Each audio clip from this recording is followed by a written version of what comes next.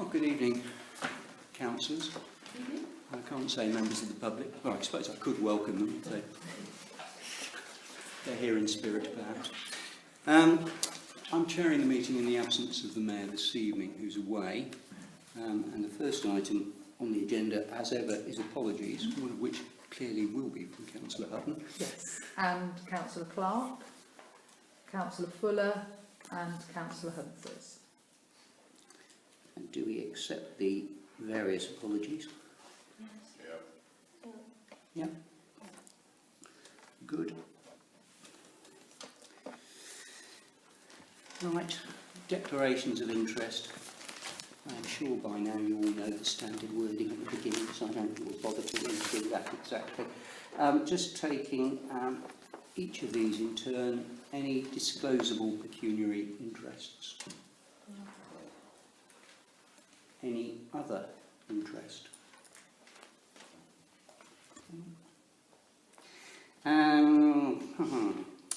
Requests for dispensation?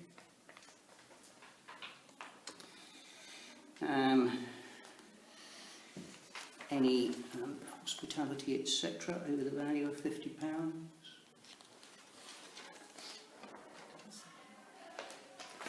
Any inappropriate approaches or gifts or what have you? No. That's a good start. Right, because this is our September meeting, we often end up with loads of minutes, and we've got 3 sets of minutes to approve. The first relating to the 17th of July. So, anyone who was present, if they are happy with those. Somebody? I'll propose those, yes. I'm happy with them. Seconded by Oaks. Oaks. All those in So favour? who seconded it? Nothing. Neville Oaks. Oh, was there, wasn't it? Yeah. It was Julian, definitely.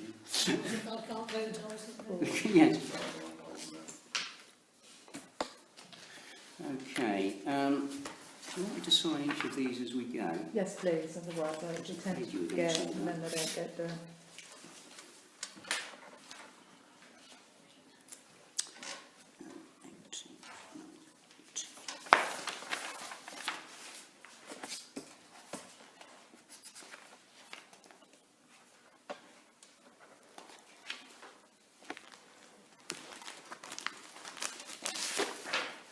Put the dates on the next one as well.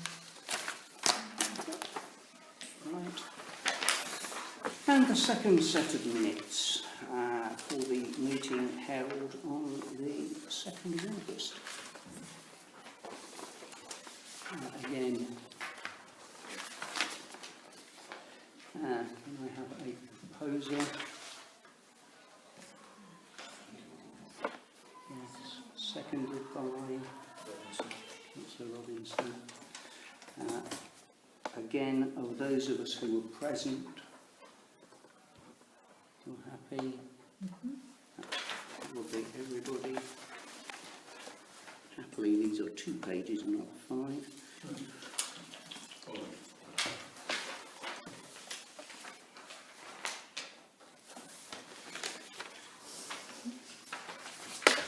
And there was a meeting on the 4th of September. Again, somebody who was present, please propose. Councillor Chesson, seconded by Councillor Robinson again. I wasn't here on this occasion, so I'll keep my hand down. All those who were present who are in favour, indicate. Thank you. 2 pages again.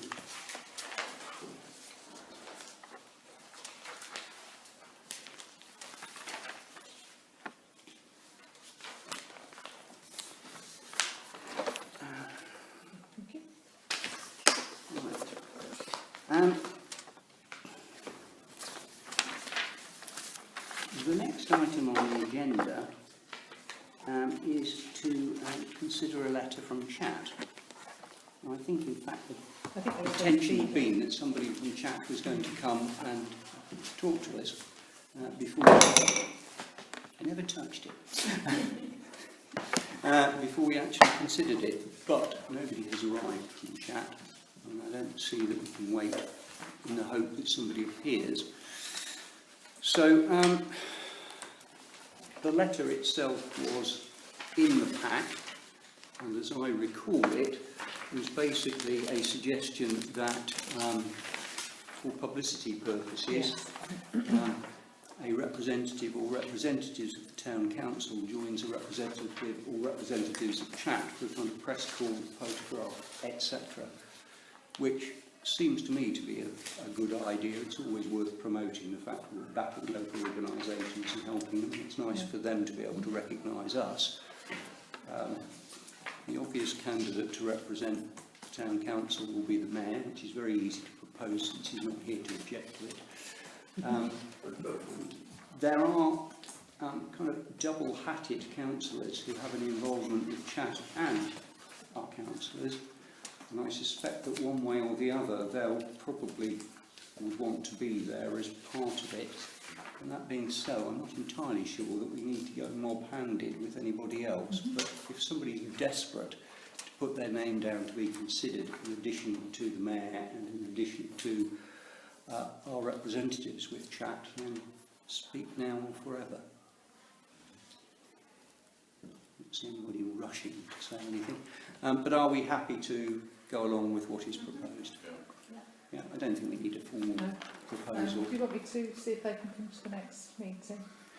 Yes, Do it then, or do we want to do it at another time? well, I think it's always nice to hear from them, so I think we should contact them and say that it was unfortunate they weren't able to attend, but we would extend an invitation to them to attend our next meeting, and if they can't do that, to perhaps arrange with our clerk to come along to one of our meetings and just spend 5 or 10 minutes talking to us about their work and how we can best assist them.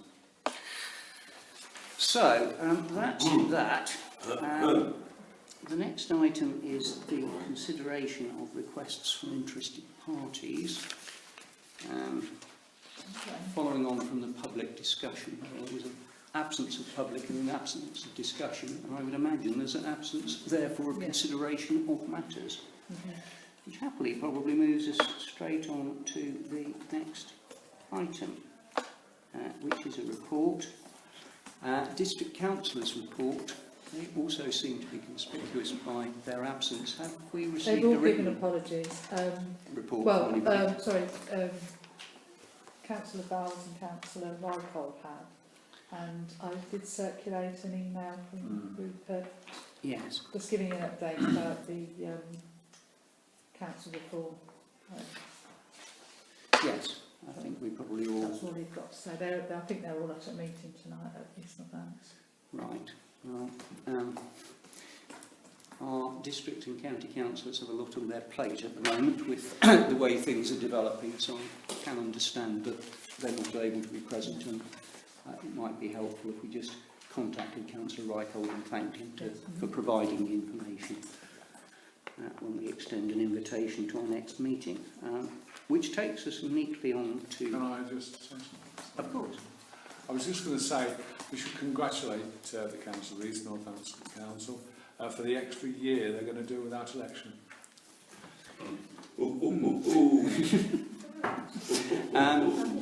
Whether it's a method, a reason for congratulation or commiseration, others can judge. But yes, we note the fact that we will be deprived of a district election. I don't, however, think we're going to be deprived of a town council election. No, I don't. I think if we are, we won't know until about January. Yeah, right. Oh well, watch this space, everybody. In case you need to go and lay your hands on some nomination forms for the next 4 years. From 2019, gosh, that sounds like a long time. Right, town matters.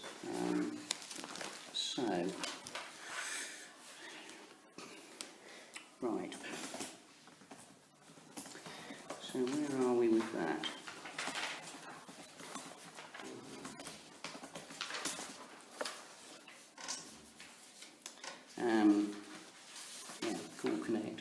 Yeah, Is there?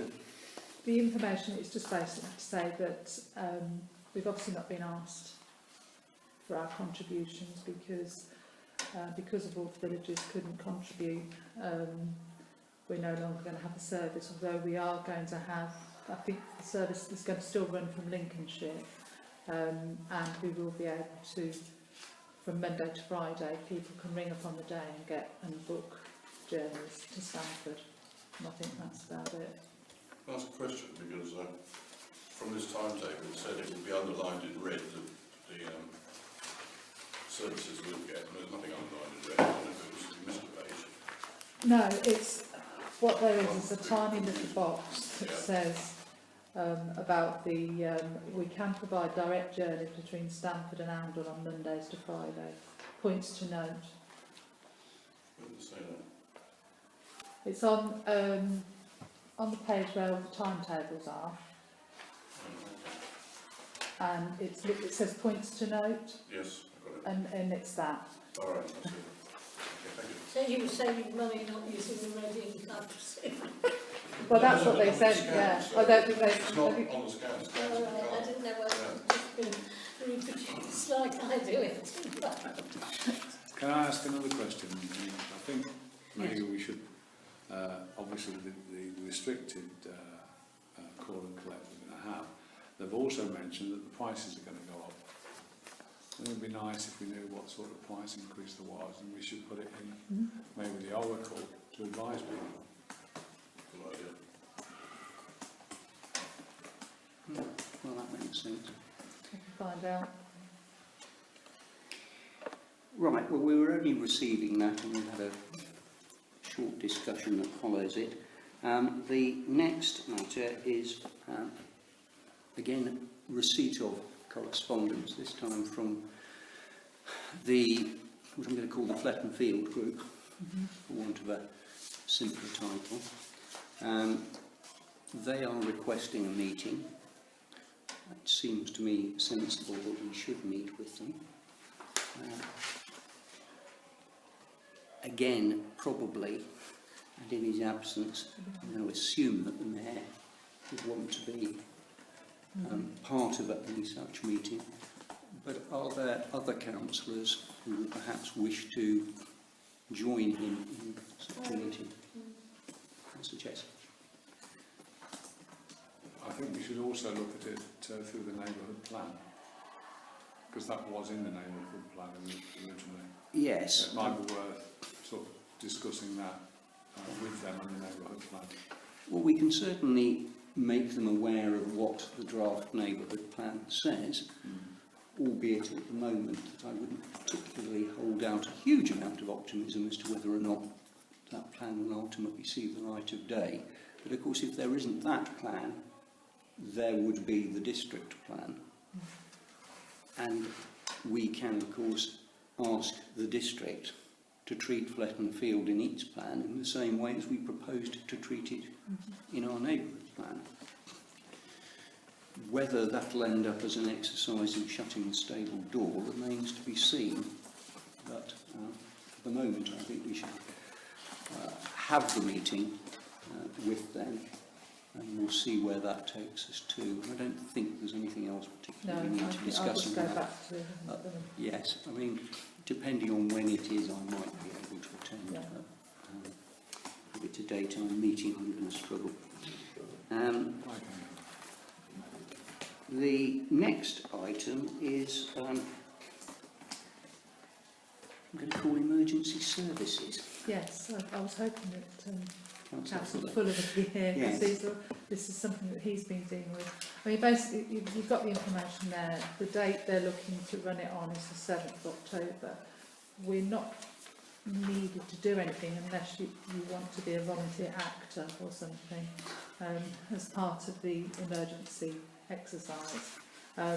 We may open at Fletton House and they can have this as a base, but they're going to be running the exercise. Yes, I suppose we will have a meeting at the beginning of October Yeah. in the week leading up to that Saturday, when Councillor Fuller may be present. It may just be worth including in the agenda for that For that meeting, yeah. Neighbourhood Plan Plus meeting, an item on this, and then we can have an update for everybody, particularly if Councillor Fuller is able to give us one. Right, where are we next?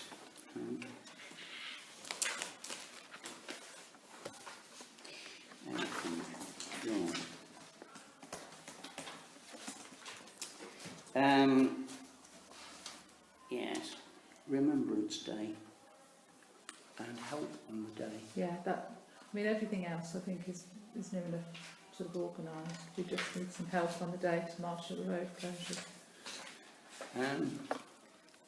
Are there any volunteers? Well, I'll do the barrier as I did last year. That's not a problem. I don't want to. Okay. Thanks again. Anybody else who is able to, I'm sure the help Yeah. will be welcomed. I'm not going to commit myself to it, but I'm not excluding myself from it either. It just depends. David. Oh, sorry, As a British Legion member, I'm waiting to hear whether they've assigned me anywhere to be or any duties to do that day. So, Yeah. but otherwise, I shall be available also to assist. Right. Well, won't you be in the parade, Roy? Well, they may need me in the parade Yeah. to swell the numbers there. They may need me on barriers. They may need me doing other things behind the scenes. Okay. It rather sounds as if you might be appearing in multiple places. It might well be. Yes, it's a very big one this year. It's the 100th anniversary. Yes. And I think that is Hopefully very smooth there. I think that's a point worth making. If ever there was an occasion for a maximum turnout from councillors, this would be it. I know that many councillors do try very hard to be present, and I really do hope that the Mayor will be supported by as many of us as possible. I keep my fingers firmly crossed that I'll be able to be there, because as Councillor Sparks says, this is a highly significant occasion. We have three high-ranking officers, one from each of the three armed services present this year, taking the salute. They are. David? Never would like a word. It's a really, look, I'd love to help, but the fact is that I like to be part of it. You can. And the difficulty is manning roadblocks and stuff, but actually being a part of the ceremony itself as a councillor, and a very proud one to represent. Yes, I understand the conflict. I'm in absolute tongue and cliff stick over this. I really am. Because I want to be there. Full stop. I think, to be honest, everybody wants to be there this year. Absolutely. Can I also mention, we've got the sort of no parking signs going up. After last year, and everybody will know, there were 4 or 5 people that were very ignorant and parked their car on New Street. I would be inclined to try and actually stop parking, not at 1 minute past midnight, but at 12 o'clock the day before, to stop people from parking on those areas. Because I think, to have somebody park there, especially this year, I think it would be a downright disgrace. Well, we did have one infamous year when there was a white van stuck right outside the toll bed, where we collected, and you think, oh crikey, this is not how this should go. And when everybody puts in so much effort, the thoughtless individuals who don't appreciate the significance of the occasion just gets to me, really. I'm going to agree with my fellow councillor. I think we should, make blooming sure that there's nothing parked up there. How do you enforce it? Well, I think the practical problem may be that What's the problem? we've got a road I agree. closure, but the road closure will presumably be operating from a set time to a set time. Yep. And in terms of actually having any power to enforce it, the answer is we haven't. At best, it would be advisory. Could we? I think it would be difficult to do it before about 6 p.m. Having said that, I would be very sympathetic to any efforts that could be made to try and keep it clear literally from 6 p.m. the night beforehand, putting up signs, Well, we can- doing as we much as we get can enough to deter barriers, people. we can try No, and barrier it off. But, My opinion is you can only do so much, and if nothing else, we just stick a whole load of cones up there. I was just about to say that one possible way of doing it is that if you put loads of cones out, people may feel, oh, there's something happening, I can't park here, and move on, or they may whether just they're do there officially. cones. Or they may just simply take cones. Yeah, and throw them in various At places. my, Yes, and my park daughter on was lampposts, married. we have seen this. My daughter got married in July, and in order to try and ensure that a car could park in front of the entrance to the chapel through the gardens, we acquired from a friend 4 cones that she had and placed them out there. And strangely enough, by the following morning there were 3. We never did find out what the Coming to fourth have one. reduced the amount of plastic in our Wonderful piece of linking there, and perhaps that's an appropriate moment to move on. But all you can do is have a go. And that to me is all you can do. Yeah. It's to do your very, very best. I think if we could put some prominent signs upon on the posts and things Yeah. like that, and say, please do not park here. Wow. We have got a 100-year anniversary of Armistice Day. I think that might actually make some people think. They might not do anything, but they might actually think about not Well, parking. as Emma said, if we get locked out, we can bury it. Yeah, see what we can do. Yeah. Well, I'm there's a thinking- number of ideas that are coming out. Absolutely. If I add one more to it, it is that we have an electronic sign in the marketplace, and perhaps that We'll Throughout advertise it Saturday. beforehand. and And in Sunday Waitrose morning, as well. it could, and at Waitrose, I'm thinking we that- could actually just run one message, Yeah. which is that car parking will not be. We can say it's not permitted. And, okay, it hasn't It got will be tolerated. value, but if we say it's not permitted between the hours of X and Y because of the 100-year Remembrance Days. Well, I'm thinking actually of marking it out with the police things that say this is a crime area. Do not enter. Which I think, I don't think I can do that, but it's an enormous, Be nice interesting to. thought. All right, I think maybe we're getting into flights of I think fancy. we've done that, yeah. I'm not sure whether the next item is or isn't in fact a flight of fancy, but it's This is me. considering This is me, yeah. becoming a less tolerant of plastic town, I can put Well, it no, that way. what the idea was, I mean, and I've been doing this for a couple of months now, is to try and persuade the traders in the town to actually stop using plastic bags and start using paper instead. Now, obviously, I don't know if anybody saw, Waitrose actually started to introduce this on Sunday, so they sort of beat my thunder a little bit. But I have been talking to 2 or 3 traders.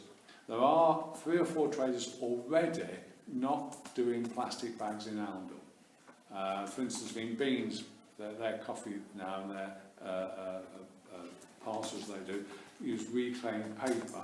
There's paper in 1 or 2 other shops as well.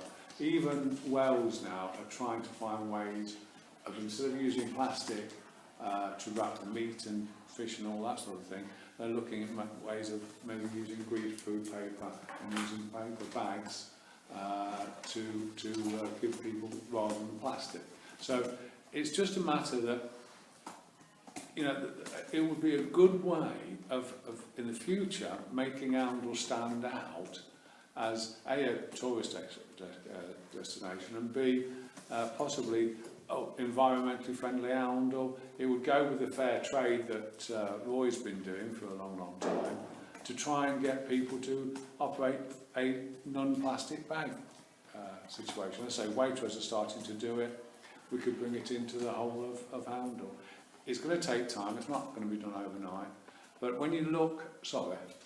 Well, I was just going to suggest this might be useful for an article in the Oracle. Yeah, no, it'd be great. Yeah, yeah. Also, if we're going to start, we've got Leeds, so perhaps we should be looking at our own use of plastic. And maybe Emma can do some sort of survey of what we're doing and how we might be able to improve it and set an example, which then again could go in Oracle. Yeah, but anything that would actually encourage people to stop using plastic. I mean, I go, you know, up Benefield Road when I'm running and things like that, and the amount of plastic cups and bottles and things like that that are strewn across both sides of the road is absolutely disgusting. And it's time we stopped it. It's time to, you know, clean up Oundle, because even Oundle gets really dirty with plastic. What do you mean we're short of bins?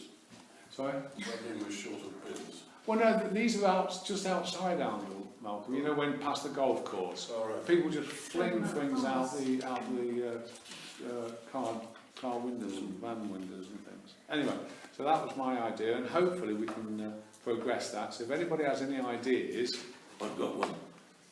I've been subject as a rugby player to a lot of plastic surgery. oh God, we're not going to get you rid of your plastic. No. Your No, plastic's I staying don't inside. have any plastic, but I just like the idea of plastic surgery. Okay. I'm just Yeah, chucking that. yeah, that's not a bad idea actually. Getting rid of the plastics by having the plastic surgery in Oundle. Well, I take on board what Councillor again says. I think using the Oracle to promote that is a good idea, and I think the idea of having a kind of town council audit and then publicising the fact that we've done it and what we're going to try to do to play our own small part in this is actually a useful message to send out. Yeah. So I'm sure we can take that on board and run with it. I think it's what's called leadership. Yeah. Well, I let's think set the the other thing, example. you know, if anybody goes into shops and say, you know, can I have a paper bag rather than a plastic bag, that would also help, you see, so that's Yes, why. I suppose we could all do that and play our little part by expressing surprise if we're not off the board. Right, any more on plastic in Oundle? Otherwise I'm going to move on. There's still quite a lot on this agenda, to say the least. The next thing is an update, if there is one, in relation to North Bridge. Well, the North Bridge, we've only had two meetings with developers. We've got a third one, I thought it was No, you're on the wrong No, you're on subject, the wrong sir. subject. Yeah. Oh, sorry. that's- North sorry. Bridge, North not Bridge. neighbourhood Sorry, plan. my apologies. Yeah, I've had. Start again. We've had letters. In fact, I think there's some copy here on the North Bridge. There is. Sorry about that. Sorry, I was thinking of the because one of the things I'm doing actually affects both. So it's in here somewhere. I don't know where to put it. Have you got it? I've got it here. Oh, brilliant. Thanks. Got two things there. Yeah, that's it. Thank you very much. Right, so I'm assuming you've had sort of the update from Emma, and you've seen what Richard Dorman said about the North Bridge. We've had correspondence with Alan and with Stuart, neither of which have actually come to any conclusions, and they're still not come to any conclusions. Stuart still doesn't know what the traffic census is actually done yet, or if it's been actually even started. And Alan is still debating whether to have a 3 tonne or a 7.5 tonne weight limit on the North Bridge. That hasn't been concluded yet. And we still don't know if it's going to be January or December or January when the weight restriction goes on the bridge. They're leaving it like everything at the moment to the last minute to decide what they want to do. The worst proposal we've had is to run the A427 straight through the centre of town and down North Street, one way. A427. Well, the A427 is the trunk road from Corbett. It is. And so therefore, according to the NCC, that takes precedence over every other type of street or road in the area. Oh, flipping heck.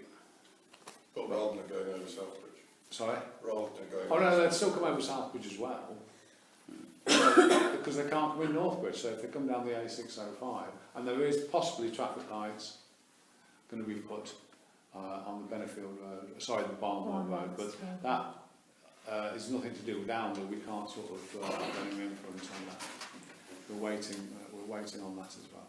So it's just a swing. You know, you're going round and round about all the time. You go back to them do this, do that. Oh, well, we'll come back to you, and then they say, no, we haven't done this yet, etc., etc., etc. So it's just hard work at the moment until somebody makes a decision at the NCC. And the cost keeps going up. Well, the cost of the North Bridge has gone No, up. it's loony. I mean, to start with 750,000, I looked at that and had a bit of a squint at that and went, oh crikey, you're miles off. So now what are we heading for now? 2.5 million? Yeah, and the latest version was that it might cost up to 2.5 million. And I will just add that the Stagecoach company still haven't decided on the buses either, because they can't decide on the buses until the NCC have decided on the road routes. Okay. In the, That's 10, it then. in the 10 plus years I've been on the council, this has got to be possibly the biggest challenge that we've ever had. It's a whopper. Don't know what else to say. I mean, all you can do is try and mitigate the awfulness. Well, that's probably right. Equally, I'm not sure that there's much more that we can say tonight. Councillor Peel's given us a useful update, for which I am grateful. But it does seem that all we do is try to keep the pressure on other parties, try to ensure that the town is kept informed as best we can. I do apologise, I did forget one thing. On the 28th of September, Tom Price is coming down to talk about the North Bridge, and we'll be at the hub. Okay. I'm sorry, I've neglected to tell you that. So anybody that wants to attend, please do. It is during the day, 10 o'clock in the morning, and it'll be actually being here, because it is going to have quite a few people coming. Well, I hope it does. I'll certainly be there. Right, let's move on. The next two items, A, both seem to have a certain linkage, and B, seem to have a certain linkage to a councillor who's unfortunately not present. But one talks about trying to arrange a date for a meeting with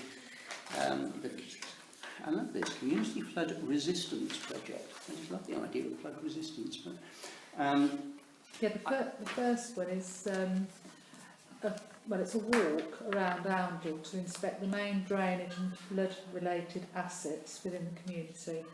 It's with the contractor David Smith Associates, and it's going to be about 1 to 2 hours.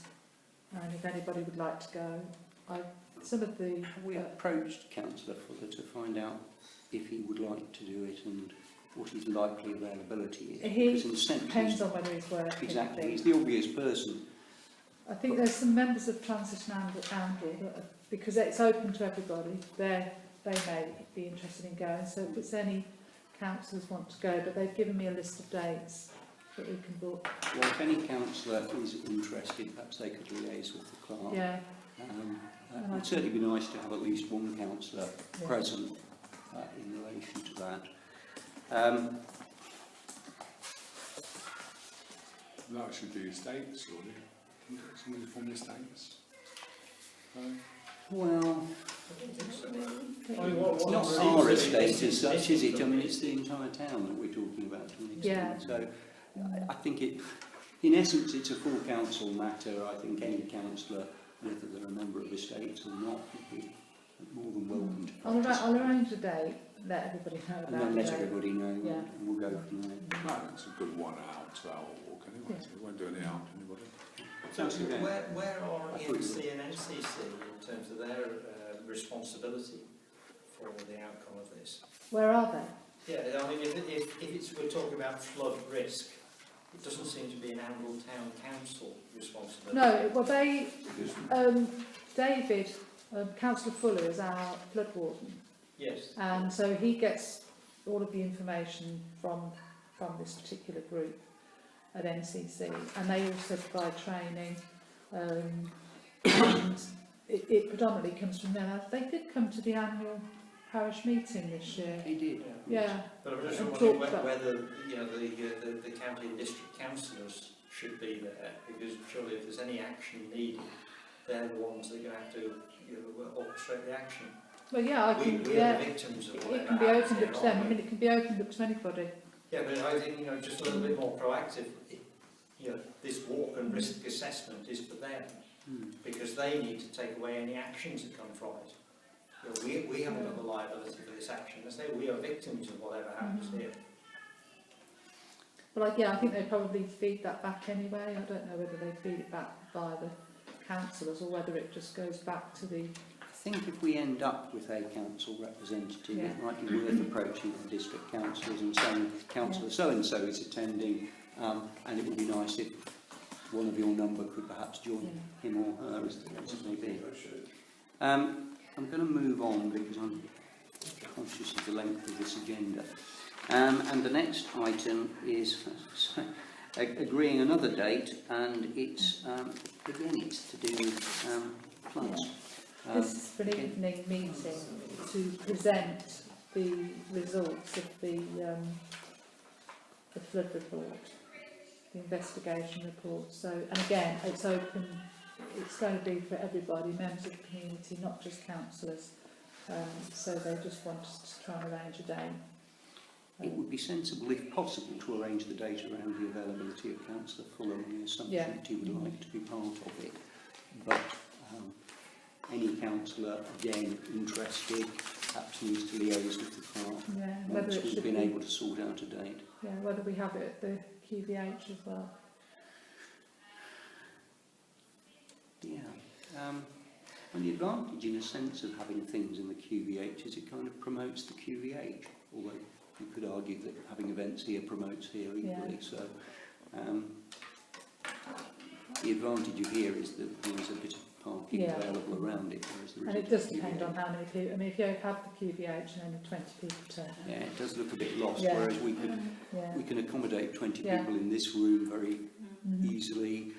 There are other rooms within this building where we could potentially accommodate small numbers. Okay, again, I think it's a question of the clerk will keep us all posted in relation to that. Which is going to move us on to council matters.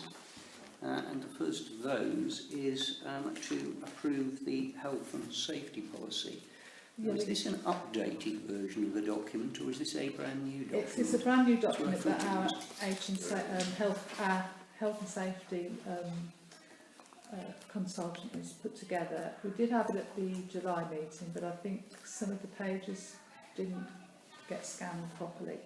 So I think particularly Jerry had only got half the document, so it's here again. So it's been produced by him without, forehandle for us here. So, well, it seems entirely appropriate that we have such a policy. Indeed, perhaps marginally surprising that we didn't have one previously, it seems. Or if we did, it's disappeared into the sort of... I think it's very outdated. Mists of time. I don't know whether anybody's had a chance to go through it in detail. I'll be the first to admit, unfortunately, despite the fact that it's now appeared on the agenda twice, I still haven't actually managed to sit down and go through this on a sort of line-by-line type basis. I must admit, I tend to do with documents of this type. But I have to agree. I have to say the same. I haven't had time to read this. On the other hand, I don't think we can keep on deferring it. And given that it has been drawn up for us by our own health and safety person, it would seem sensible to adopt it. And then we would no doubt have an annual review of it built into our procedures.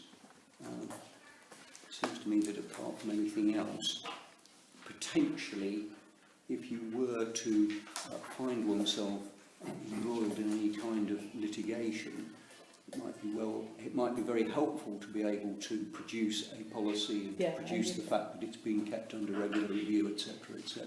Rather than have a very outdated one. Rather than have something that nobody's thought about for years. Can I just mention something I spotted? Indeed. Page 6. To provide adequate welfare facilities such as water, washing and toilets, restrooms and first aid. We must be careful not to be looking as if we provide more than we do, in case somebody comes along and says, we don't have restrooms, do we? Do they not mean toilets for that? They're in toilets, I think, don't they? Well, they mentioned toilets separately. Yeah, I think the restroom I is just don't want to be- it's a place to eat, isn't it? Yeah. Which in our case will be the hall, won't it? And any, I mean, like, we've got a I'm little just area anxious down that we there. don't look as if we cut and pasted something when we're then No. saying that we provide more than we do, in case... No, We I could mean, change it from rest room to rest area, Yeah, I suppose, we've got a because rest we have a area. rest area up here, and as has Yeah. been pointed out, people Yeah. can also use the Yeah. hub. It's just But he's written it, he's been here, he's written it with us in mind. You know, he comes here quite regularly to talk to us about latest health and safety things. So he hasn't just sat at a desk and thought, oh, No I'll just doubt whack it's that one out. based on a sort of a standard model, but it is Yeah, by somebody who is familiar with us. Then if you're saying that, we don't need to go through it, But do we? having said that, I'm actually all in favour of the idea of changing restrooms to rest areas, because it proves that somebody in this council has actually read the document and that we've actually taken the trouble to try and tailor it more to what we actually have. Well, I think it would be more sensible. On page 24 of the document, it says separate room to eat and rest. Ah, Yeah, so yes, that's definitely so not the it's- toilet. It's definitely not the toilet. And we have Again, got a maybe rest it should we be, have got an area. So I can change that to area if you like. yes, Yeah, I it think probably that would should be be. better. Whereabouts Maybe was instead it? of calling it separate area, Whereabouts perhaps was it it? should be suitable area. Page Because 6. if we Page called it a 6 there. suitable area rather than a Page 6 there, and separate then, yeah. room, then the hub is clearly a suitable area That within would which be to my eat. preference, that it actually reflected what the actuality is rather than... So let's tweak the wording again there. So, well, the hub is not necessarily, that's the cafe, That's not a public necessarily area. where It's we not a- as staff. I appreciate it isn't, but it's equally, there's no reason why I'll put we the- couldn't. Rest area and the hub. So, sorry, on page 24, there's a reference to it as well. Yeah, just so I'll make go sure with- the two of them look similar. Councillor Peel, did you? Yeah, I mean, if a member of staff was suddenly violently ill, you couldn't enter the hub and say, Yeah. stretch out on the sofa down there. True enough. Hopefully, in the event of anything like that happening, maybe there would be a room available that Yeah. wasn't actually being utilised, which we could convert into an emergency rest area or something. But I'll take the point. Wait, Phil, were you about to say No, something? I was yawning and stretching actually. Oh dear. Well, I'm sorry to have drawn attention No. to So it. if I change that, are you still happy that we Okay, approve what can the I say? document? Right, I think we probably ought to do this formally. So what I'll do is I'll propose from the chair that we approve it and ask for somebody to second it. Councillor Sparks, all those in favour? That's everybody, I think. Right.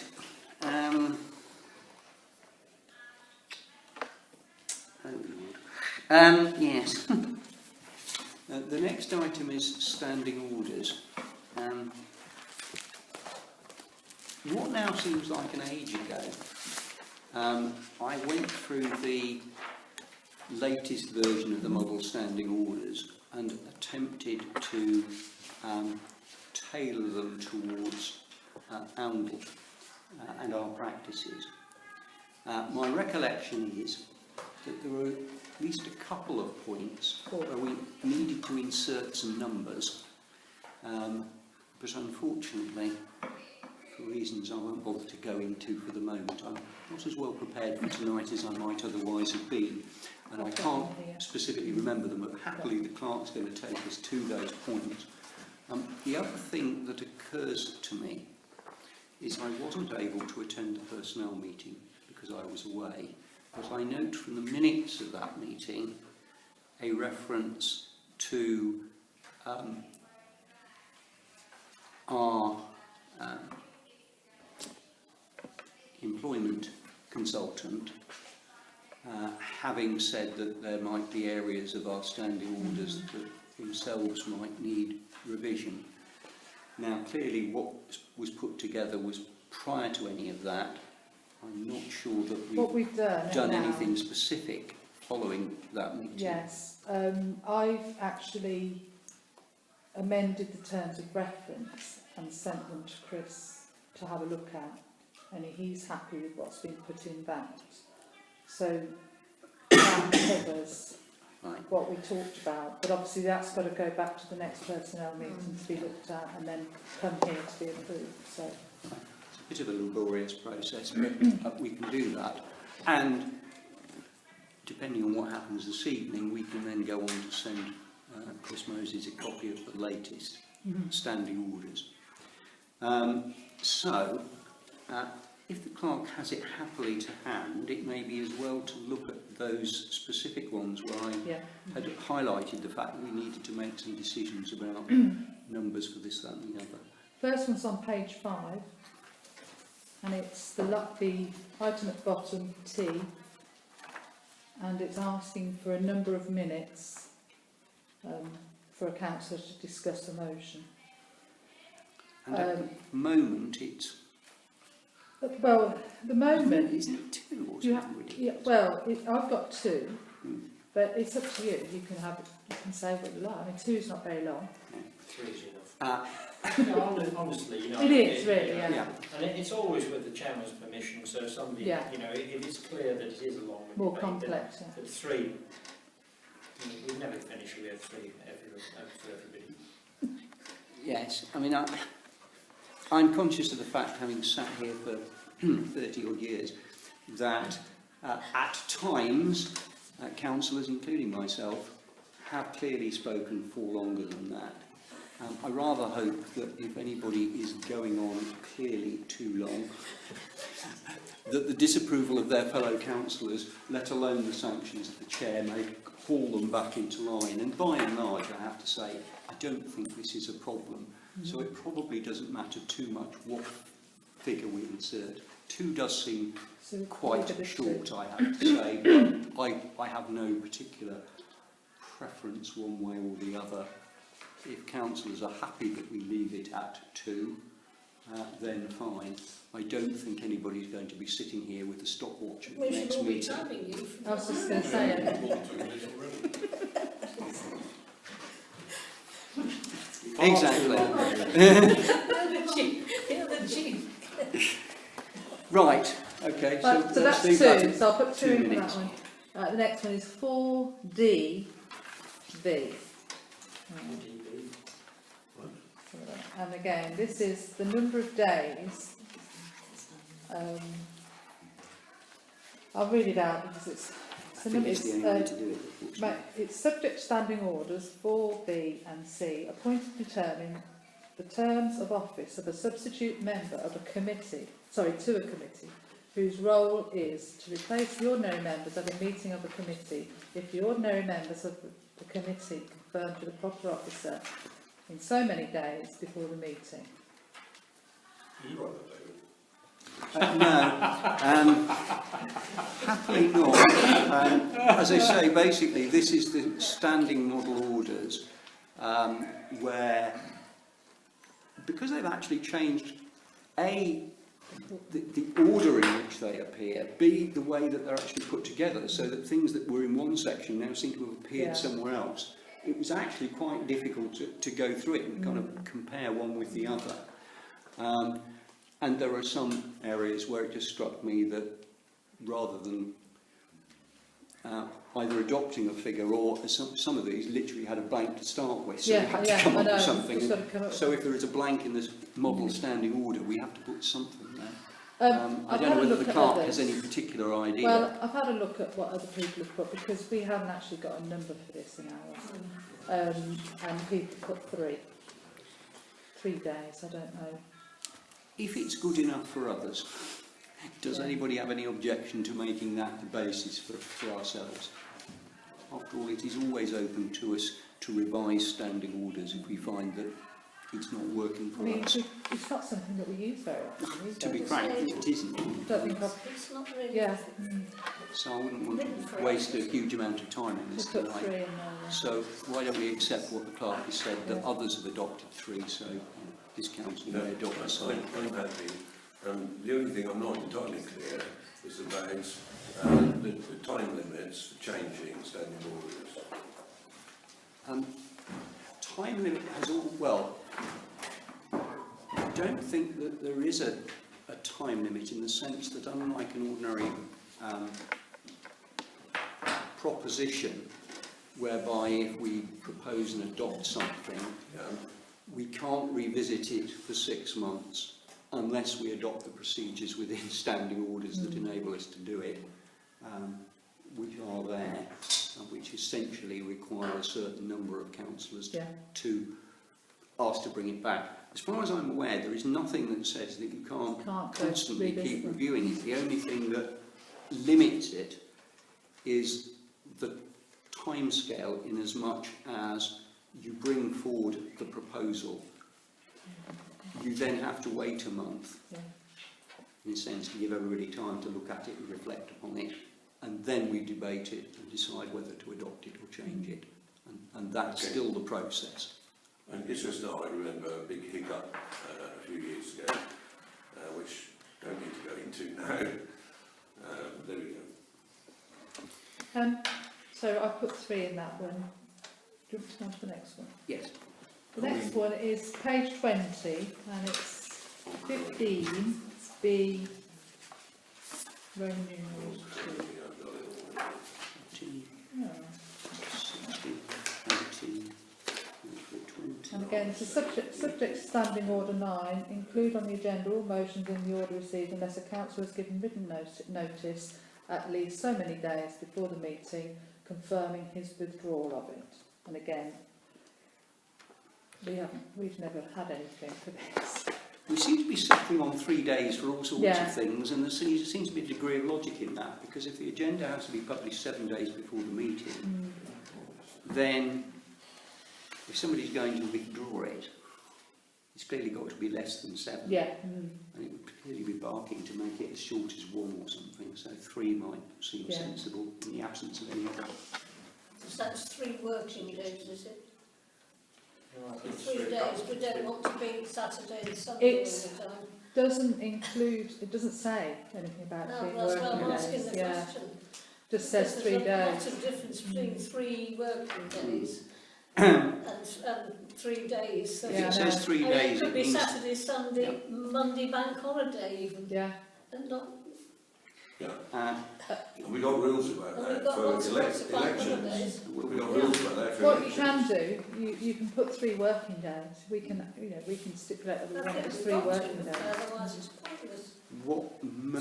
What we may have to guard against is whether there is a knock-on effect, because if we change one thing to working days but other Perhaps they bits all are want to referring be, to we have to days, just check that out. Well, working days is publication of your agenda is working days. Yeah. okay, so But there is- that's working days, not including the day you publish it and not including the day of the Yeah. meeting. Well, that basically means that you've got to issue stuff on Thursday so we can meet on Tuesday. Yeah. Yeah. So But you include you Saturday, start include mucking Saturday around with all morning. sorts of stuff with this. I think for that reason that we need to keep this just for 3 days.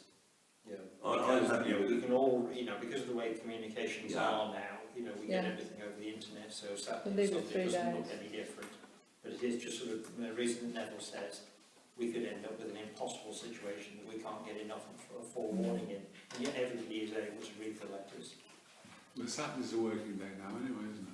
Well, I'm just saying, Well, you know, what is a in working the day? We days include when it's... Saturday as a working day. What is a working day? I have a real problem with that Yes, phraseology. So well, it's lovely, isn't it? But it just on the point though, in the days when everything was going through postage and there was no postage at the weekend, Yes. it was understandable. But today, you know, the weekend, you know, we get everything by email. We've got a weekend to look at it, even if we're not at home. Stay with 3 days. Councillor Sparks. The previous clause says see standing order 3B for the meaning of clear days. They're talking about clear days, and there it clearly defines that the 3 clear days for a notice of a meeting does not include the day on which the notice was issued, yeah, the day of the meeting, yeah. a Sunday, a day of the Christmas break, a day of the Easter break, or of a bank holiday, or a day appointed for public Thanksgiving or mourning. So I think You it's should say That's clear almost- days. that's almost- we need to use the word clear We days. use the Straight word with clear. us. That's That's what about I as do, yeah. definitive as it I gets. put clear, 3 Yeah. clear days. Yeah, it can't just be 3 days. That's Clear days is defined in there, so it's defined. There's Yeah. a certain degree of logic in using the definition that exists within the standing orders in the first place. It's unusual that they haven't put it in that then though. mm, It's unusual that it's just letters days and not clear days. But anyway, we'll put that. Well, we'll do that, and if Would you like that changing on the other one as well? Because that's just 3 days at the moment. So I'll put clear in there if you like. Yeah. But again, for the sake of consistency, it does seem logical to keep everything broadly the same, unless there's a jolly good reason for not doing so. Right, the last one is on page 28, the last page, and that's 26B. And this is a motion to add or to vary or revoke one or more of council standing orders, except one that incorporates mandatory statutory or legal requirements, shall be proposed by a special motion, written notice by at least so many councillors, to be given to the proper officer in accordance with Standing Order 9. I've seen a variety of these. We have used in the past for 4 out of 14. It's difficult to have an exact proportion on the basis of a council at 14, although we don't actually have 14 councillors currently either, but it's sort of roughly towards a third, and it's easier to specify a number than a proportion, because then you end up with, how do you treat half a councillor and so on. Is there any obvious reason for changing from the 4 that we had adopted previously to a different number? And if so, in which direction do you move it? Do you move it to fewer councillors? Or would you want to make it a more difficult process to do by requiring a greater number of councillors? I'm open to discussion. That's flummoxed. You said we have 4 at the moment, isn't it? 4 was the number, I think, in our previous standing orders. 4, yeah, although I couldn't, I'll tell you what, let's go for anything 3 again. Because 3 4 seems is to for be no decision, but this is for, that is the same, yeah. It's only for a motion, and you go 4 people Yeah. put it forward, and it gets rejected by the rest of the group anyway, so it doesn't matter. If you put 4 people. Leave it at 4. 4, I think, oh yeah, you're right actually, it was 4 for rescission, isn't Yeah. it, as opposed to 4. Well, perhaps there's a logic in, again, the numbers being the same in both Keeping instances. it, yeah, then at least we all know. Yeah. Well, those were That's it. the standing orders that, as it were, had gaps in it. There are other changes to standing orders. You've all had details of those. Now for the mandatory period, I think they were actually circulated in July. Yeah. We didn't actually have a... No, they were actually circulated. What was it? No, they were circulated in June. Yeah. And I think the problem was that I couldn't attend the You were meeting in away. July, and we decided that it might make sense as I drafted them for me to be here. Didn't necessarily expect to be sitting in the chair at that point, but nevertheless. Then, of course, it became August, so they've actually been floating around for an extremely long time. On that basis, we need to decide whether, having made those changes, we adopt all of the other changes as published. And what I'll do is I'll propose it and ask if anybody is willing to second that. I will. Slight proviso, there's an awful lot of stuff in here that's open to interpretation, as well you know. There's a classic one here. Unless duly authorised, no councillor shall inspect any land or premises which the council's a right or duty to inspect, or issue orders, instructions or directions. Well, that's bananas. That's always been in there. I know it has. No, but I'm just saying. I'm thinking of your plan. It's bananas, because you've got situations where people ring you up and they say bits of the playground are falling off, and I go off there with my camera and I take photographs of bits of playground that's falling apart, and I try and do something about it. Now, who has got who's the duly authorised individual? I assume it must be your good self. But it doesn't expressly say that. But the other thing is, I don't want to be constrained as a councillor to go out and do things that are right and proper for the residents here. If things are falling off playgrounds and stuff like that, you know, I feel it my duty to go out, authorise it, expect, you know, da-da-da-da. The point is, it's in there, I know it's in there, I just ignore it. I'm just accept it then. You just, Move on. yeah, What I'm absolutely. going to suggest is this. we've got a proposition, it has been Yeah. seconded, Yeah, I'm happy. albeit the councillor Oakes then went off at a slight tangent. I'm going to take a vote on that. I And do. I'll make a suggestion in relation to what councillor Oakes has just said. So, all those in favour of the amendments to standing orders as circulated? Are there any against? Any abstentions? No. Councillor Oakes, if you feel that that particular standing order requires revision, No, you may no. wish to consider Yeah, how to fine, draft it and friends. put forward a proposal that I we look at am in due on, course. look, I'm honestly of the opinion that people are commonsensical. I rather hope that we would always apply these things with a degree of common sense and not let these things stand in the way of kind of good organisation and practice. But there we are. Right, let's keep moving. And what are we looking at next? Right, Friends of Oundle Library. That's simply to receive an invitation. And if anybody would like to go, then they're more than welcome to attend, so long as you RSVP by the 21st, the end of this week. Right, and since you have been told. So, next item is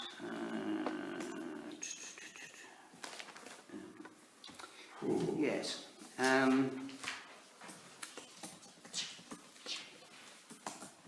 This will be very thrilling. Yeah, sorry, I'm just looking at that, slightly puzzled.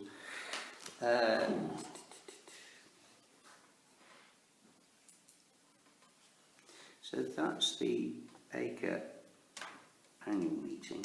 It's the Northants Count AGM, Oh, yes, sorry. yeah, and it's, I think it's normally, well, Yeah. Mayor normally attends, and I've been, I think I went with you last year, didn't I, Roy? I think that's a fantastic Looks like idea. it's in We'll the same vote the place. mayor to go. Yeah.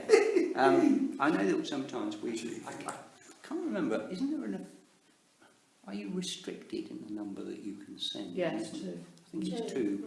So if we assume that the mayor is going to be 1, if anybody is Yeah, if anybody else keen wants to to go. join the mayor, I'm sure that he would welcome a bit of support and perhaps travel together. I'm not at all sure whether I could do that, but I'll have a look at it and Yeah, talk to Mary. just so long as you if I let me can. know, because I need to let them know by the 24th. There's a certain lack of thrill about this one. I think Clive Humphreys would be ideal. Good, actually. Let's just nominate anybody who's not here. Yeah, actually, I mean, I've been to these in the past, and by Just and large, let you you- can get something out of it, and it's not just, in a sense, what's there in the agenda, but it's a kind of networking opportunity. Yeah. So you get Well, to talk last to other year, people. And We got a little insight into what was coming from NCC, I think, We did. Yeah. didn't we? We Yeah. did, yeah. Mm. I love the instruction that brief motions are the best. Yes. Right, keep going. To receive this email from the resident. Yes. It's a piece of land that's on the corner of Wentworth Drive and Blackthorn Road. It is a piece of land that we're responsible for. Somebody is somewhere along the line, I think it was quite some time ago, came along and dug a hole in it, some utilities company, but we don't know who did it. Filled it in, but not very well. But now there is somebody who I think lives there is parking a lorry or a pickup truck every night on it. And this gentleman's not very happy about it. Well, if we own it, we can surely make it clear to anybody that it is not available for parking. Now, if we knew the owner of the vehicle in question, we could doubtless send an appropriate letter. If we don't know the owner of the vehicle, we could presumably place a note or letter under a windscreen wiper in the hope that the person would read it and hopefully respond to it. But if it is our land, we're perfectly entitled to say who can and cannot come on it. And certainly it does seem Yeah, I mean, completely we can put a contrary sign on to the purpose of that piece of land. As I recall it, as Rockingham Hills was all being developed, there were a number of bits of community land that then became quite problematic in terms of who was to look after it. And it was at a time when the council's policy was that it was better for this council to take on that land and make sure that it was kept That's appropriately. Mm-hmm. And consequently we've ended up with it. And I do feel we should probably take some kind of positive action if the I mean, clerk we is in can a put a position to do so. St Peter Park on here. The actual pickup, I do know where the company, so I could contact the company directly. Well, I'm inclined to suggest that we do both. Yeah. Councillor Chesson. One is I'm going to ask the Oakses who it is, because they seem to know. And two, I'm going to suggest we put some kind of wooden Well, posts in. I think you end up having a bit more hassle with those because if people fall over them and get injured, then it's not something that we should be doing. I mean, even highways now don't want to put those sorts of things out. I think putting a sign up, and if I just contact the person, I think that's, yeah. Do you know who it is? Yeah, we won't mention any names. So. Excuse me, I'm going to interrupt now. Can we just get back to the convention that we have in council? You indicate your wish to speak, and then you're asked to speak. You don't just knock in just any old way. My wife's had a hand up here now for about 3 minutes. Now come on, let's get back to proper procedure. Well, that probably is down to the chair, so if I have failed to pick it up, I apologise to Councillor Oakes. I shan't Yes. take it personally, it's fine. A lady approached me in the street who I know who lives in Wentworth Drive to complain about that. And I said I'd go and have a look, and I haven't yet. But I do know of, it's a van, isn't it? And it's possibly the same van was being parked further up Wentworth Drive. And a man was sleeping in it. Okay? And the police have been involved. So he's somebody local, but children were frightened because he had the back of the van down and they could see that there was a sort of a sleeping arrangement. In fact, they saw this person asleep. This was way into the summer, so it might not be the same one, but I can always go and see this lady and I can find out what happened with the police if you want to. Well, it might make sense. The more information It's we all have, in that. the It's all better. in that area. It seems strange that it's another van, and Well, he's a long distance driver, but he happens to be sleeping for some reason in his van in Wentworth Drive. okay, well, we'll adopt the idea of A, a sign, and B, an approach through the clerk, and the clerk can report back to us in due course. Which moves us on to the next item on the council matters. Northamptonshire Highways. Again, basically receiving information. I think there was information in the pack. Sorry, I think have we jumped? Oh, have I missed I think we've missed one. We've missed the waiting restriction one, Looks, which is the double yellow lines on. Before the oh dear. Yeah, Yeah, I don't know why I crossed it off as if I'd done it. That was obviously wishful thinking. Right, well, perhaps we better go back to that one. yeah, double yellow lines on Herne Road. Yeah. Again, I think that's simply receiving the information. It's Yeah. not necessarily. I'll just add something to it. This has been a very long-term problem. If somebody's found a way of sorting it out, then that's to be Yeah, I welcome. think eventually they've got through to. Because we've had meetings with heads from Prince William on site with our highways people, all those kind of things, and it isn't a good junction. So we're not And against it's them. going to be even worse once we've got restrictions on movement in the town connected with the North Bridge. So, Time. Thank I you. think the only problem we have, and I agree entirely, we should have these double yellow lines, is enforcing them. because we don't seem to ever have really that many people around here that's prepared to enforce the no parking anyway. So even if we get double yellow lines on High Road, chances are people will ignore them. On the other hand, if they're not there, there's nothing to stop them. Oh, no, I if you think like we doing have it. So at least putting them there gives us a sporting chance of getting the result that we want. Well, it appears to simply be something to note with the additional comments. Oh, Councillor Oak. The problem you have is really about enforcement. There's no question about that. I remember when we went up to Herne Road, and we were looking at that turn into Herne Road, and we met there with a certain individual from the Highways Department, and we said, don't you think it'd be a jolly good idea to stick double yellow lines around here? And he basically said, we don't need to. It's illegal to park here within a certain distance of the highway, this, that and the other. And we went, well, don't you think you should tell people, you know, wouldn't putting double yellow lines down there, you know, be a jolly good idea? And the answer was, we ain't going to do that. You just absolutely shake your head in disbelief sometimes. You really, really do. We're not going to be able to educate the people into driving or parking sensibly. If we've got the yellow lines there, it's better than nothing. It will put some people. Absolutely. So I don't know why we're discussing it, just do it. Yeah. Well, it was basically to receive the Yeah. information. I've allowed quite an amount of discussion, but I think I'm going to move it on because we've still Yeah. got a long lot, way to go. a lot on this agenda. So I don't want to slow it down too much then.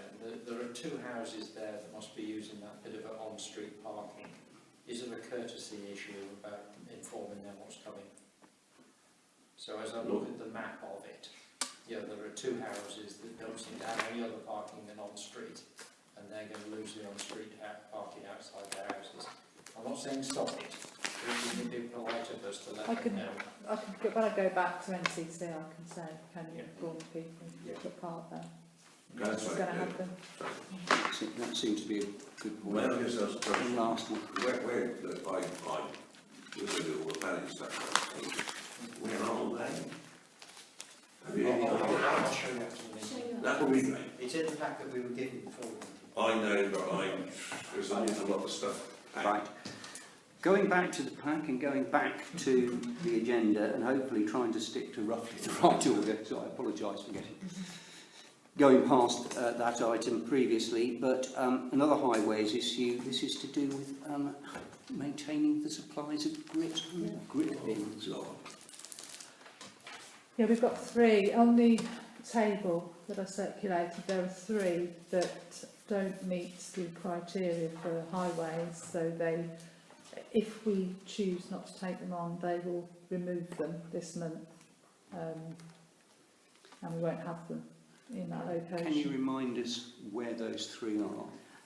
One's on Milton Road, on the corner just before the entrance into the Aldle School Sports Hall. Yeah, I know that. The other one is Inkerman Way, and then the last one is Nen View at the top. I mean, the thing that occurs to me about two out of those three is the one that is in Milton Road. There is a slight slope as you go round the corner and down. And of course it's around the school and so on, so it's a somewhat sensitive area, and if there was a risk that not having a supply there raised the risk of any kind of an incident or accident, that would be a great shame. And so I'm slightly worried about that one. And of course one of the characteristics of Inkerman Way was the fact that there were a number of elderly residents in Inkerman Way who again might be somewhat vulnerable if supplies were removed. I'm less, although there is a slope issue again in Nen View, of those three I could see some merit in doing something about two, but then it actually would mean indicating that we were prepared to take over responsibility, as I understand it, which has a cost implication to a degree, But I suppose equally, if we said that we were going to and ultimately decided for whatever reason not to continue with it, there would seem to be no reason why we couldn't just simply stop ourselves later. Councillor Hines. Well, you will recall that our council staff actually provided the stand during 1 year because there wasn't any. And we went out and bought it. And if you recall, it was actually stuck in plastic bags outside the courthouse, in the courtyard there. So this is just another creeping, nasty bit of stuff from NCC that says we're not going to supply this service anymore. We're going to let you pay for it. Councillor Springs. In our budget proposals for the current year, we knew that this was coming, and we had a hint this was coming. As the clerk said earlier, we got the first wind of it at the NALC AGM, and we made provision in our budgets. We put money into the budgets, and we have previously discussed that we would maintain grit bins. I mean, whether we maintain all three is another matter, but certainly we have made provision, and we have said that we would look to maintain them to keep the service within the town. And I notice in the correspondence that came from Danny Moody on the subject, he's actually costed out the cost of filling a grit bin, and it's not a huge amount of money. So, provided we don't have a really rough winter and we have to fill them very, very regularly, it shouldn't be a huge expenditure for us, and it's possibly something that we should consider doing. It's a good point that in fact we did factor this kind of thing into the budget for this year, so the money is available to take on the responsibility, and I think the issue is simply should we, and if we do we do it for 1, 2 or 3 of them? Does anybody want to make any kind of a proposition? I'm quite happy, so Okay. Yeah, I'm not happy at all about taking on this responsibility. I think in terms of what people are voting for when they choose county councillors and the budget for county council, they're looking at highways, and this is a highways issue. If we take on this now, the next thing will be another 3 bins go, another 3 bins, and we've set a precedent. I think as far as we're concerned, we're telling our people about well, that it is the county council that have taken these bins out. And we can't keep putting our precept up to cover costs that people are voting for when they vote for county. I agree entirely, because the next thing we're going to be doing is filling potholes. You wait for that to come along. Right. Any more contribution to the debate? Well, I think I agree. I think we should try and keep them. You know, we know that we've got a plan if we don't manage it, but we should try keep them in. There's clearly a division of opinion here, so I'm going to invite somebody to make a proposition, and it seems there's 2 possible propositions. One is no and the other is yes, it seems to me. I'll just wait and see what happens next.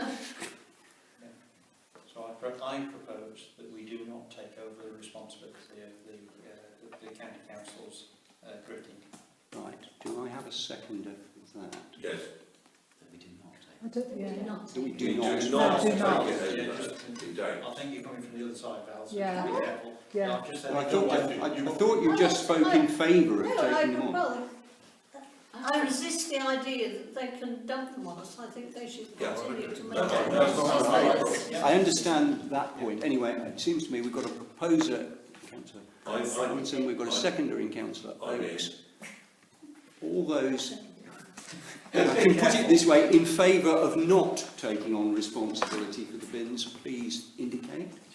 Should we, if Sorry. we've got an amendment, shouldn't we now take the amendment before we take the proposition?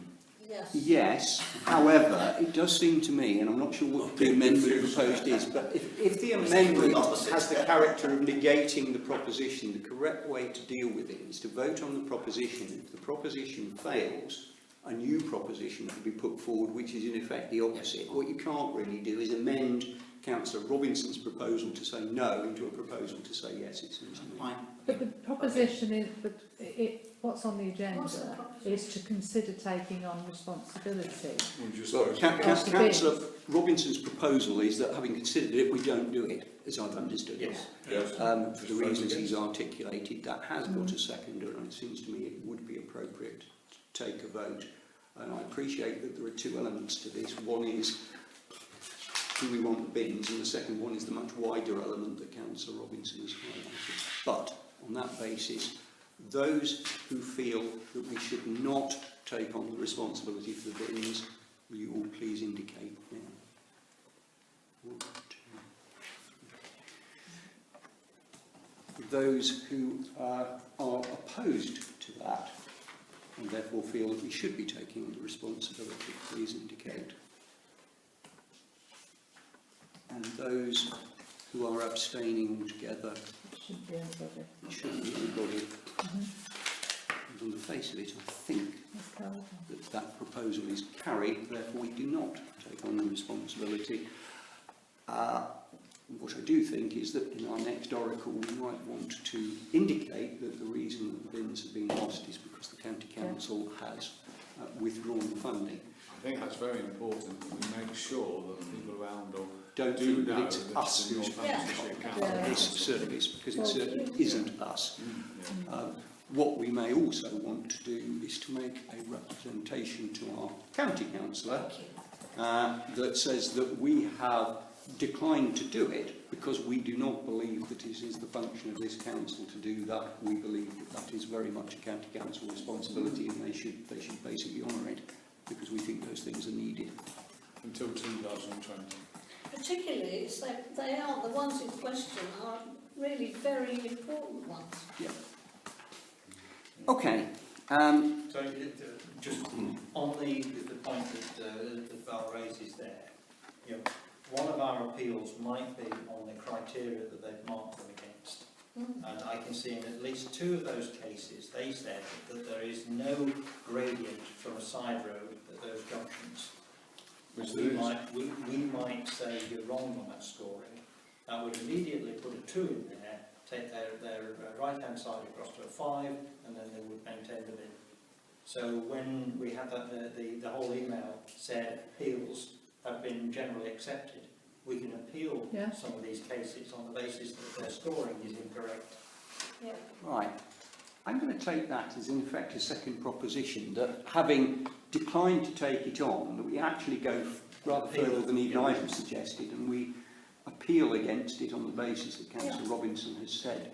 Does anybody wish to second that? I'm assuming you're happy with that I'm happy proposal. with my appeal, yes. Right, who wants to second it? Councillor Chesser. I All those in favour of pursuing that, I think that's going to be unanimous. I think the important thing here is that it's the balance between looking after people's health and safety, driving cars, stopping on the roads and stuff like that, and money.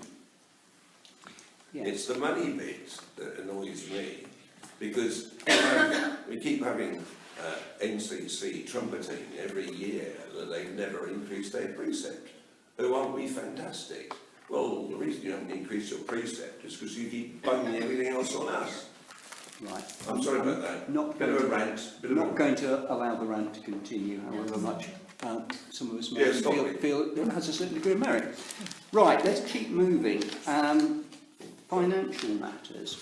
No, I've just got the deed of covenant. No, I'm doing this again. I crossed it off because I was thinking, oh, we're going to get to that, and of course I don't think I've done it.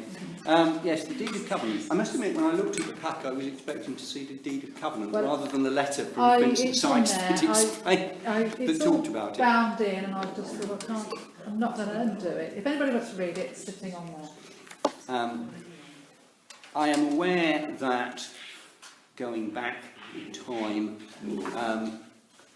when things were sold off, we made sure that we incorporated certain provisions. This is, in a sense, the consequence of what we incorporated at that time. I've no doubt, I don't think I have seen the draft deed, but I've no doubt it does properly reflect what it's supposed to reflect.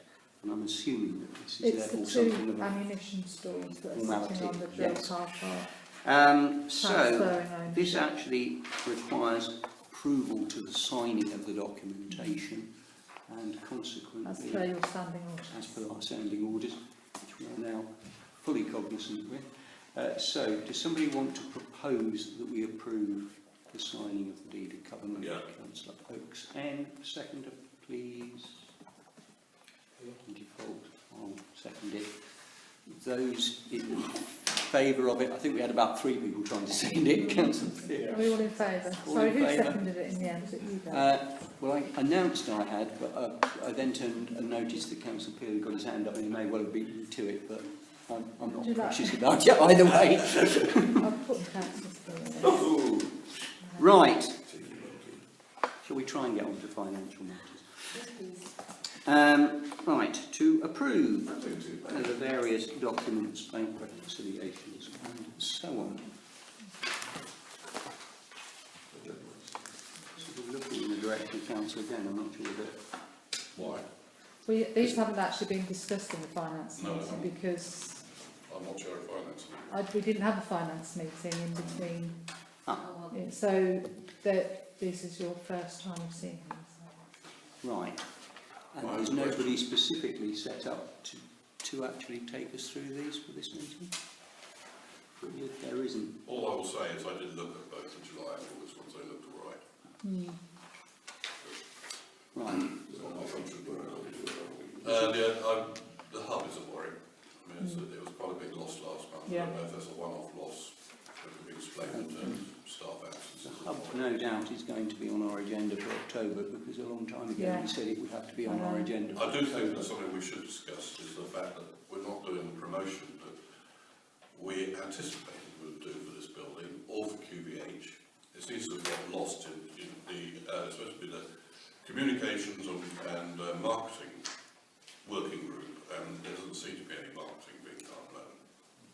So we may have to restructure how we approach this problem. Although this building is pretty busy at the minute. I don't know if you noticed. It's getting better, yes. Today, we've also got this fine dining starting on a regular basis. Tonight we've got all rooms booked. That's very good. And it's happened, and it's been booked in here all day. We've had stuff on all day. Well, we've still got QVH as well. And, yeah, we've got stuff coming we want up to try and there. make the hub work. Pardon? We want to try and make the hub work. Oh yeah. So What I'm going to do is not get bogged down in Yeah. the debate tonight about the hub. no, I It's a just debate made we're the going to point. have, I and made the point that I'm it needs grateful. to be Yeah. sort of Councillor Den for pointing it out. There isn't anybody specifically to take us through this, and it is all in the pack. Yeah, I mean there isn't anything So- standing out that's for me to say that there's a problem. I'm sure that if the clerk felt that there was something that we should be concentrating our minds on, we'd have been told by now. Same And as we'd what have had some Malcolm sort of a said, message come through from Paul Smith. So I think that the answer probably is that we simply approve those items in the absence of. Now, again, if they're to be approved, it sounds like they probably ought to be formally proposed. Yeah. So on that basis, I'll propose it from the chair and ask if somebody wants to second that. Yeah. And those in favour? Any against? Any abstentions? I think not. Right, payments. There is a proposition set out in the agenda. It's, as it were, a proposition in the usual terms that the payments are made. It doesn't specify the specific sum, but the amounts are shown on the paperwork. again, unless anybody wants to debate it, can I simply propose that from the chair in an effort to move on and ask if somebody will second that? Thank goodness for that. Councillor Oates, yes? Councillor Chappell, we've got 2 lots of cheque payments in the pack here. Right. We did go through the first lot. Yeah, at they're an not earlier on the meeting. list, yeah. It's, so it is, they are It is payments for only the the month of August August, and it is the ones, the second page towards the end, the cheque payments date September the 18th, Yeah. that we need to be considering. Right. So, grateful to Councillor Scroggs for the clarification so that we're all clear. Well, I think I got as far as a proposition that was seconded by Councillor Oates. Yes. All those in favour of authorising the payments as set out in your agenda? Thank you. Any against? Any abstentions? Right, where are we?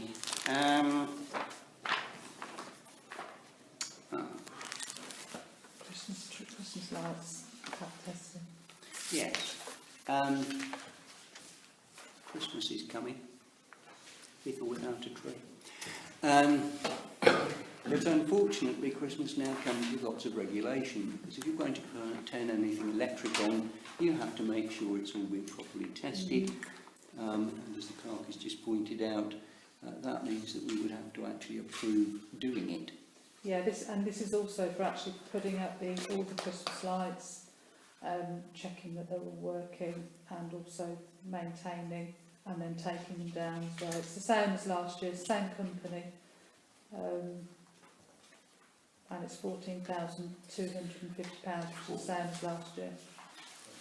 And we did best of 3 last year, didn't we? No, no, we were still under contract with Light Limited. Okay. Should we be looking at some other companies? At some what?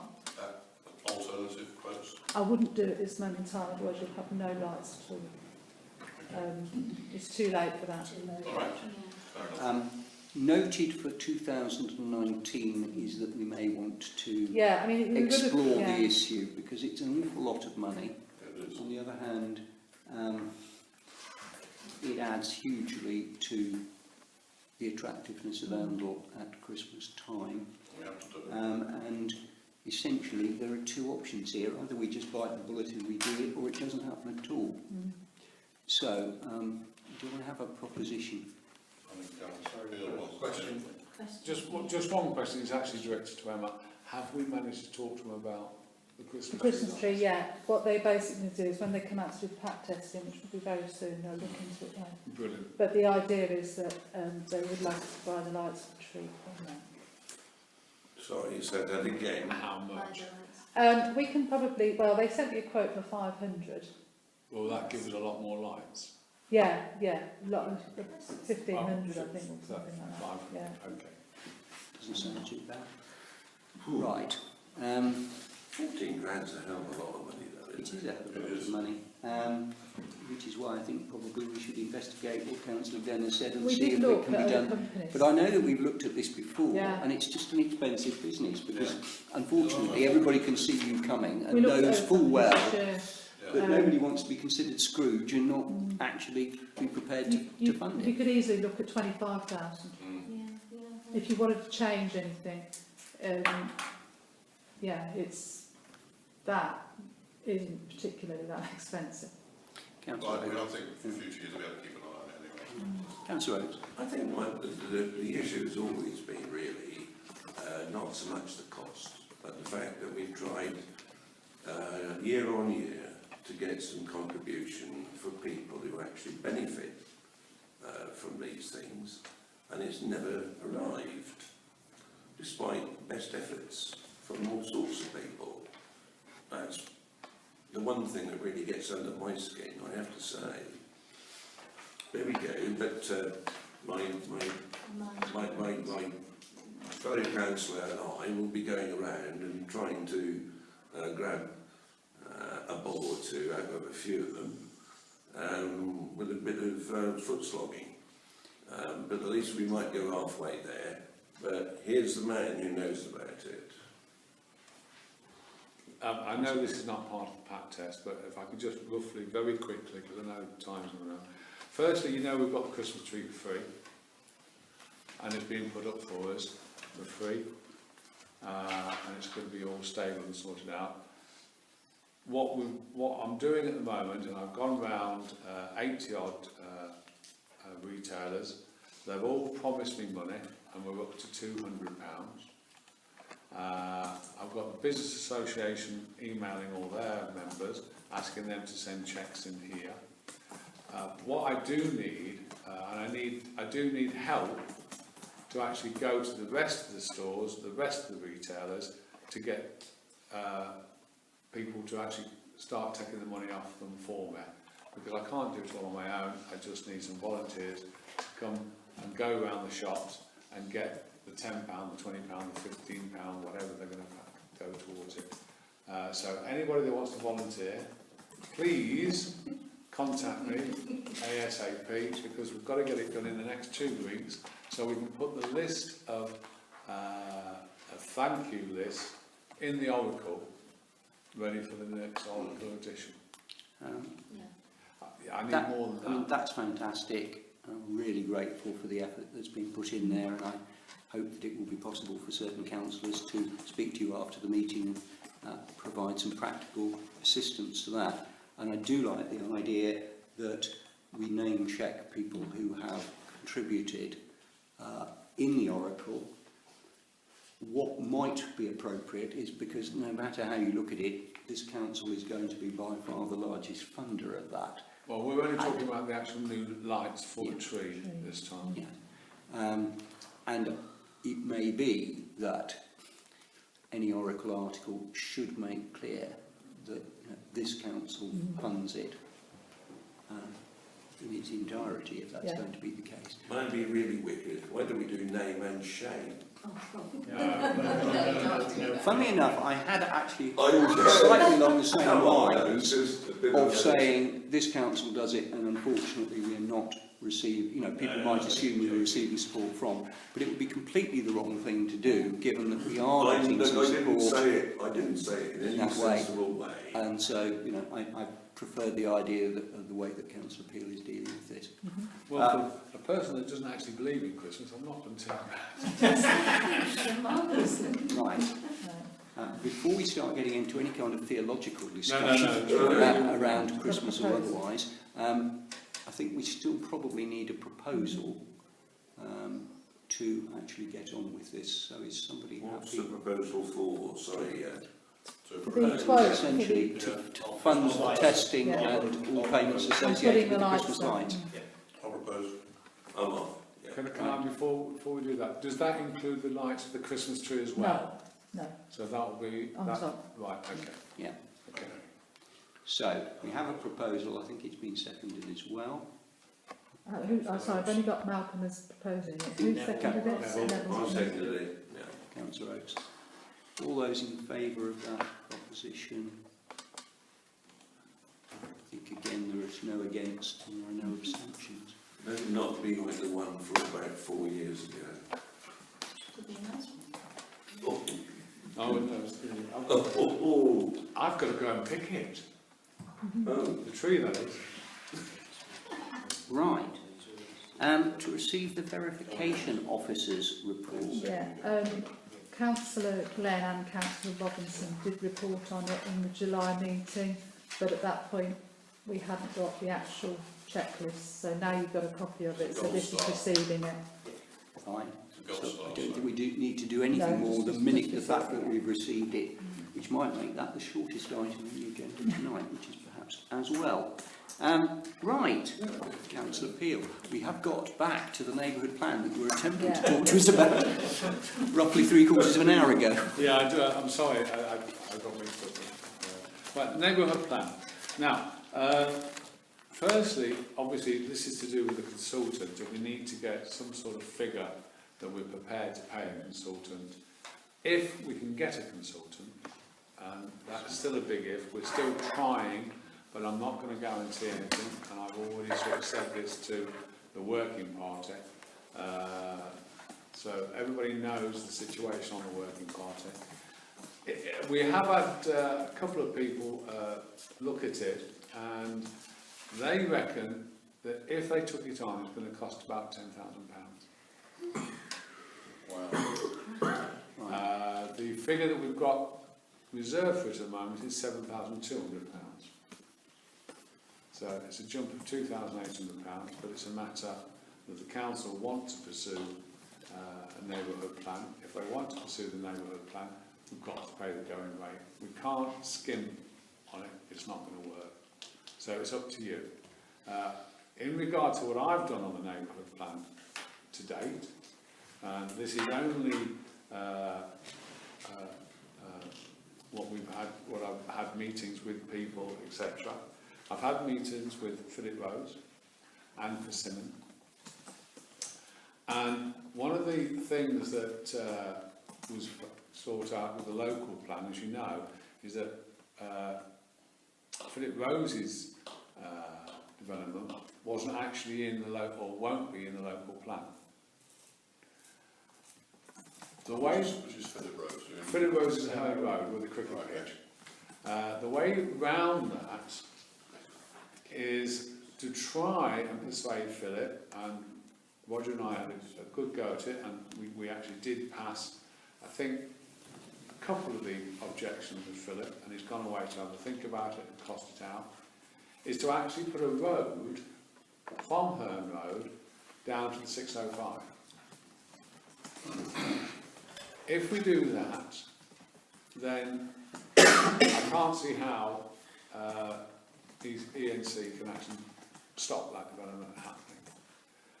We then had a chat with Persimmon, and as you know, they want 95 houses, which I know upsets Tony terribly on St Christopher's.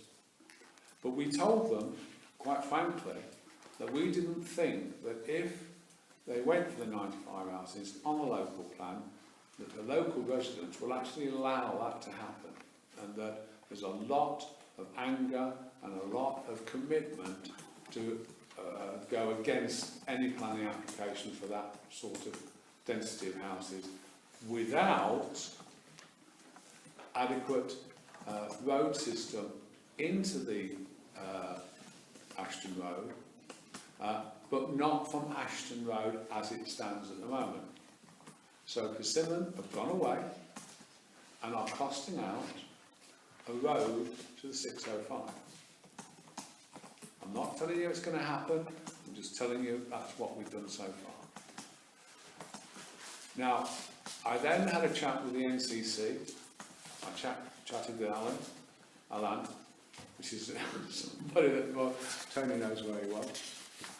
And I said to them, we need to put a roundabout in 605 to accommodate these two new roads. He has not declined in any way, shape or form the idea of a roundabout, because he sees the possibilities of then not possibly able to do traffic lights at Barnwell Road. But it's above his pay grade. So he's gone to a higher decision makers to see what would happen. That's as far as we've got so far. We have other meetings. On Thursday we're talking to the people that got the cemetery.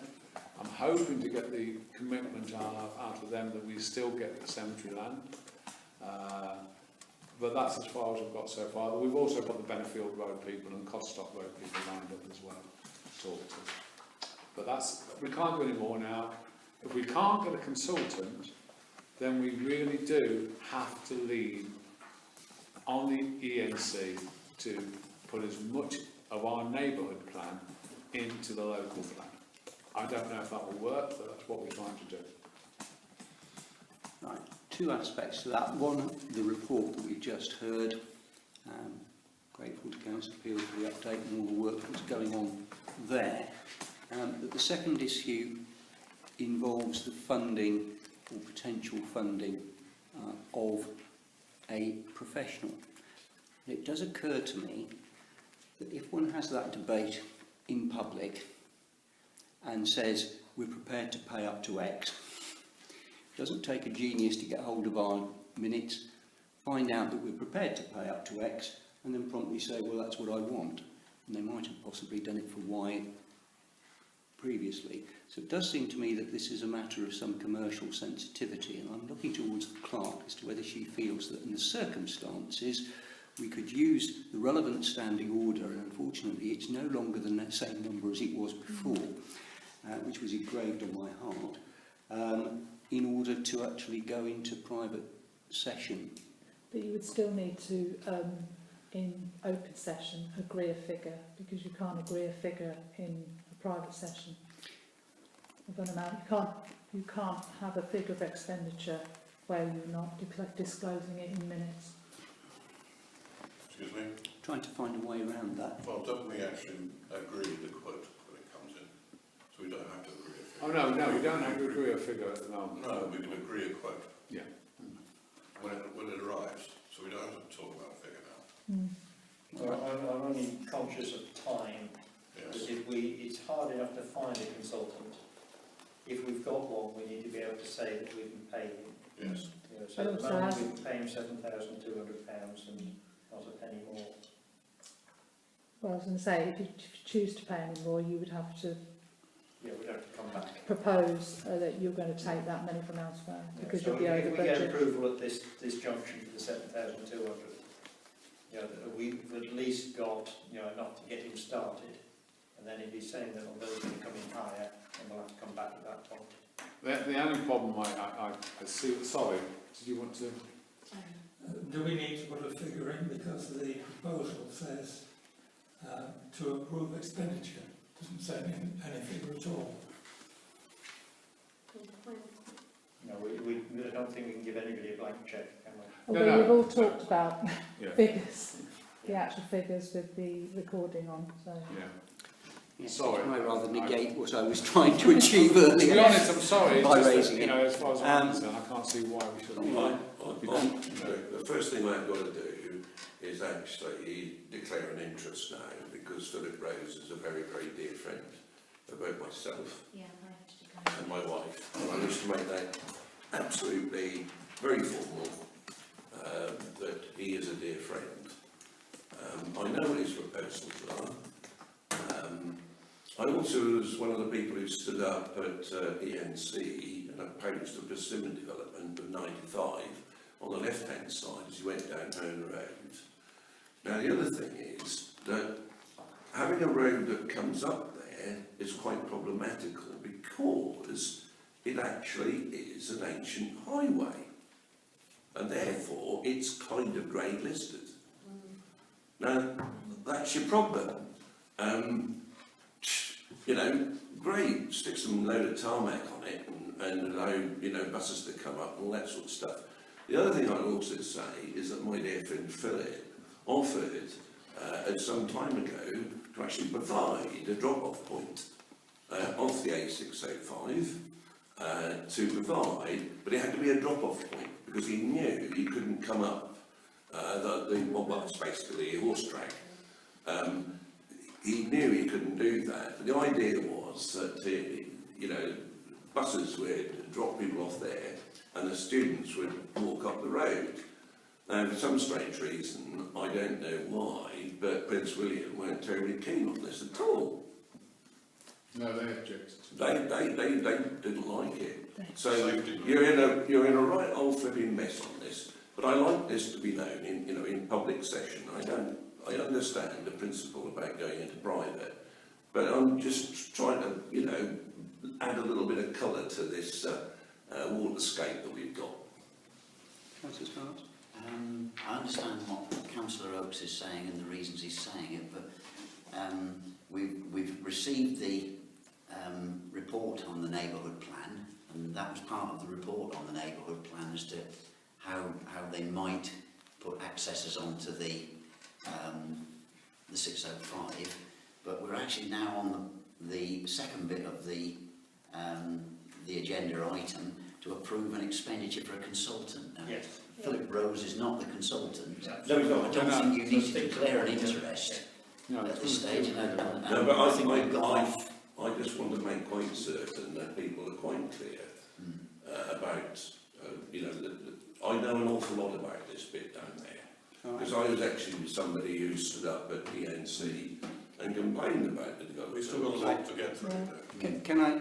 Yeah, We note what you say, Councillor Oates, but I don't think we need to labour the point. All right, Marks is okay, quite all right.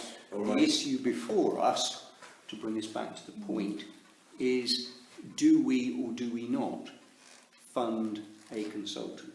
And actually it seems to be relatively stark, because the practical position is this, that we determined as a council some time ago not to abandon our neighbourhood plan and to try and push on with it. And the reality is that if we need this piece of work doing in order to potentially make the neighbourhood plan happen, we've got two choices. We either put our hand in our pocket and fund it as it needs to be funded, or we give up on the idea of the neighbourhood plan, it seems to me. And that being the case, I think what we might need to do is see if somebody's prepared to put forward a proposition with or without figures or whatever.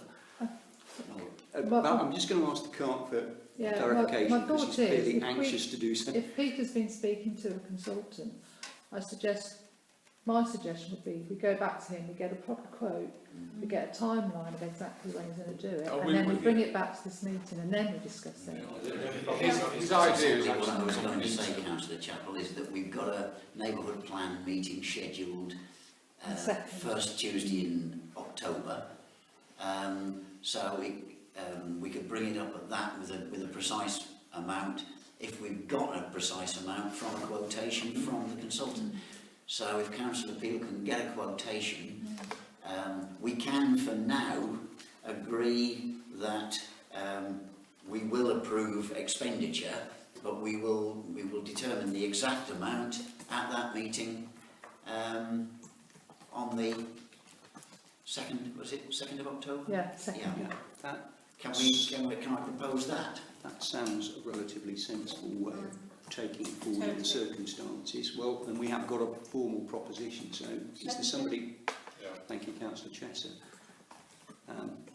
In the absence of any amendments, can I ask you therefore to indicate whether you are in favour of the proposition by Councillor Sparks? Anybody against? The abstention? we should, by the way, by then, know whether we've got a consultant or not. Yeah. Can I ask a question? Yes. What's the position with the one behind Gostock Road in regards to Blackthorn side and our side? We haven't actually talked to those developers yet. We've got an appointment, I think. What's the county council? What's the ENC's position? ENC have actually supported it. The whole thing? Yeah. They want So how many houses? They want three sites, and they're not really. They don't care about the other sides. This is the problem. They want 95 on Ashton Road. They want the cemetery site. Sorry. They want the 95 on Persimmon, cemetery site, 4 sites, Costock Road and Benefield Road. They're asking. They want 500 houses. We want 312. Yes.